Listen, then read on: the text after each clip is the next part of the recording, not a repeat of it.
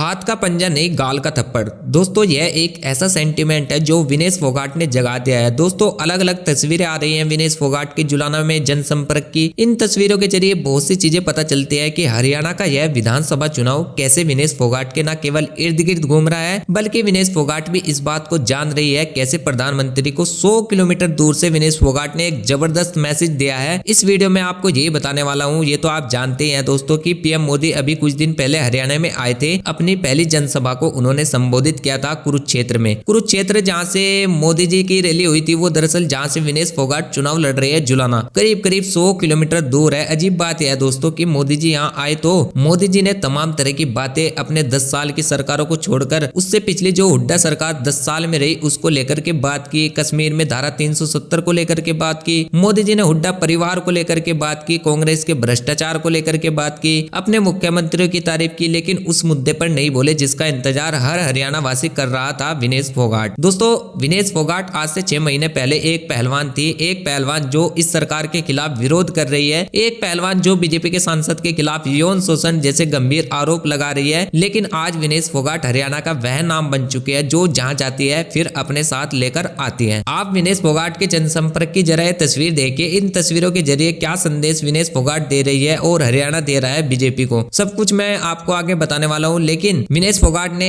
एक भाषण दिया है जिसे मैं यहाँ पर बोलकर बताने वाला हूँ, क्योंकि विनेश फोगाट बड़े जबरदस्त तरीके से कम शब्दों में माकूल बात बोल रही है। विनेश फोगाट ताई से पूछती है कि जनसंपर्क में अपने लोगों के बीच होती है, वोट मांग रही होती है और ताई से पूछती है कि वोट तो आप मुझे ही दोगे, लेकिन क्या आपको मेरा चुनाव चिन्ह पता है ना? पंजा है, याद रखना, इस पंजे को थप्पड़ की तरह इस्तेमाल करना, थप्पड़ का काम करेगा। दोस्तों ये बात विनेश फोगाट ने अपने जनसंपर्क में बोली है। तो आखिर विनेश फोगाट ने यह बात क्यों बोली है? दोस्तों विनेश फोगाट की बात माकूल इसलिए है, फिट इसलिए है आज के दौर में कि विनेश फोगाट के साथ जो कुछ भी हुआ वह हरियाणा के लोगों ने अपना बना लिया है। विनेश की तकलीफ, विनेश का दुख अब हरियाणा का अपना दुख बन चुका है। आज विनेश फोगाट केवल एक पहलवान ही नहीं है, एक ऐसी बेटी है जिसका न केवल तिरस्कार किया गया, जिसको बूट तले कुचला गया दिल्ली में, बल्कि जब उसके हाथ से मेडल छीना गया, जब उसके हाथ से उसका जीता हुआ मेडल गया तो उस पर अभद्र टिप्पणी तक की गई। सब जानते हैं दोस्तों विनेश जब कांग्रेस में शामिल हुई तो बीजेपी के पूर्व सांसद ब्रजभूषण सिंह ने अपनी हदें पार कर दी, यहाँ तक कह दिया कि बहुत ही अच्छा हुआ मेडल हार गई विनेश, मैं तो बहुत ही खुश हूँ। ऐसे लोगों के साथ तो ऐसा ही होना चाहिए। यहाँ तक कि राहुल गांधी के साथ जब विनेश ने मुलाकात की थी तो यह तस्वीर वायरल हुई थी, कांग्रेस ने भी खुद शेयर की थी यह तस्वीर जिसमें राहुल ने विनेश का हाथ पकड़ा हुआ है, जो कि बहुत ही सामान्य सी बात है दोस्तों आज की राजनीति में। एक दूसरे का हाथ पकड़ना, हाथ पकड़ के स्टेज में सब एक दूसरे का हाथ हवा में हिलाते हैं। और राहुल गांधी तो भारत जोड़ो यात्रा में बुजुर्ग लोगों को भी गले लगा लेते हैं, महिलाएं लड़कियां उनके गले लग जाती हैं, क्योंकि जरूरी तो नहीं है ना कि हर इंसान जो हाथ पकड़ रहा है, जो आपके गले लग रहा है, उसके साथ आपके कुछ खास तरह के संबंध हो। लेकिन विनेश फोगाट की इस तस्वीर पर भी बीजेपी के पूर्व सांसद ने बेहद ही अभद्र टिप्पणी की थी, यह कहते हुए कि कल को विनेश राहुल जी पर भी आरोप लगा देगी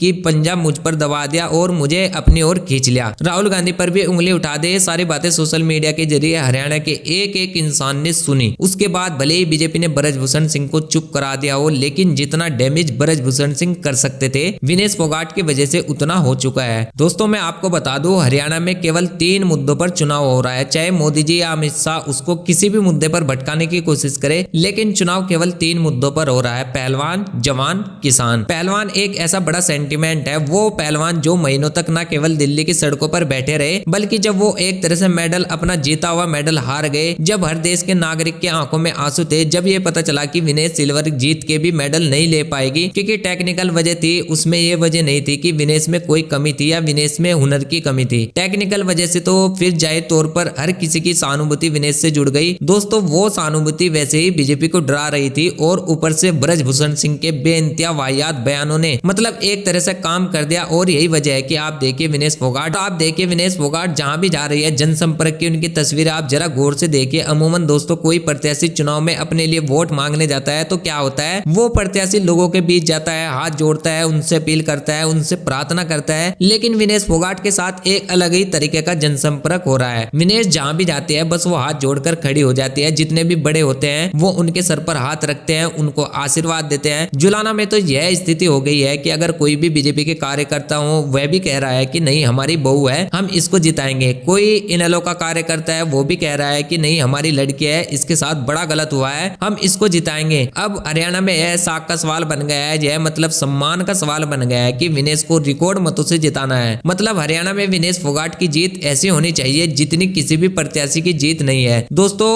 अपने आप में बताता है कि विनेश फोगाट के साथ पूरा हरियाणा किस सेंटिमेंट के साथ जुड़ा है। दोस्तों प्रधानमंत्री कुरुक्षेत्र में आए, उन्होंने तमाम तरह की बातें बोली अपने भाषण में, यहाँ तक बोल दिया कि उनकी राजनीतिक समझ कहती है कि बीजेपी जो है वो हैट्रिक लगाने वाली है, तीसरी बार बीजेपी सरकार बनने वाली है। जब मोदी जी की राजनीतिक समझ उन्हें बता ही रही थी कि बीजेपी हैट्रिक लगाने वाली है, तो क्या मोदी जी विनेश फोगाट पर कुछ बोल नहीं सकते थे? मोदी जी ने लगातार विनेश फोगाट को लेकर के चुप्पी साधी। केवल विनेश ही नहीं, बजरंग पुनिया, साक्षी मलिक, तमाम वो खिलाड़ी जो प्रदर्शन कर रहे थे, जिन्होंने विरोध किया बीजेपी के पूर्व सांसद का, उनको लेकर के, और उनकी पार्टी ने एक तरह से या तो चुप्पी साध ली या फिर अनलगल बयानबाजी की। ये वक्त था जब मोदी जी अपनी राजनीतिक समझ के बूते इतनी बड़ी भविष्यवाणी कर रहे हैं कि तीसरी बार बीजेपी की सरकार बन रही है। जब इतने आश्वस्त है तो एक दो शब्द विनेश पर भी बोल देते। अगर विनेश फोगाट को लेकर के मोदी जी कुछ बोल देते तो शायद ये गुस्सा थम जाता, शायद लोग समझ जाते कि चलिए छोटे नेताओं ने जो बोला, लेकिन कम से कम प्रधानमंत्री विनेश फोगाट के साथ है। लेकिन मोदी जी ने ऐसा कुछ भी नहीं बोला, जबकि वह जानते हैं कि विनेश फोगाट चुनाव लड़ रही है, न केवल लड़ रही है बल्कि मजबूती से लड़ रही है। इसने इस सेंटीमेंट को और बढ़ा, और अब हालत यह है दोस्तों कि विनेश बस घर से निकलती है और काफिला अपने आप खड़ा हो जाता है। आज विनेश फोगाट हरियाणा का एक बहुत ही महत्वपूर्ण नाम बन चुके हैं। उनका जीतना हारना तो खैर जुलाना की जनता तय करेगी, लेकिन उनका राजनीतिक भविष्य बहुत ही उज्जवल है दोस्तों, हरियाणा में ही नहीं राष्ट्रीय राजनीति में भी। क्योंकि जिस तरह के भाषण वो दे रही है ना, भाषण न केवल हरियाणवी देसी अंदाज है उसमें, और उस तकलीफ, उस दर्द को लोगों तक दिखाने में भी विनेश फोगाट चुक नहीं रही है, और लोग उसको हाथों हाथ ले भी रहे हैं। और यह मजा हुआ राजनेता ही कर सकता है दोस्तों। जुलाना से विनेश फोगाट का जीतना ऐसा नहीं है कि